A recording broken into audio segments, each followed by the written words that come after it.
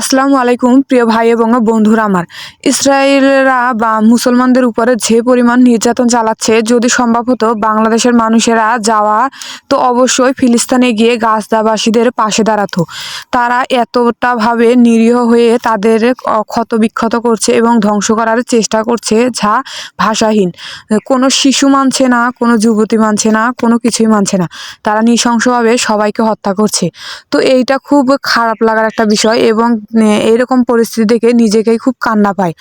তো অবশ্যই আল্লাহ তাআলা সবাইকে যেন হেফাজত করেন এবং রক্ষা করেন। আর এই মামলাটা, এই যুদ্ধটা যেন থামিয়ে দেন আল্লাহ তাআলা। আর বাংলাদেশের মানুষেরা এমনভাবে এটাকে নিয়েছে, যদি চেষ্টা করতো বা পারতো, তারা তাদের কাছে গিয়ে তাদের বিরুদ্ধে লড়াই করতো, তাদের বিরুদ্ধে যুদ্ধ করতো এবং তাদেরকে, গাজাবাসীদেরকে রক্ষা করতো। বন্ধুরা, ভুল ত্রুটি হলে ক্ষমার দৃষ্টিতে দেখবেন এবং ভালোবেসে আমার সাথেই থাকবেন। আজ এই পর্যন্তই। আসসালামু আলাইকুম।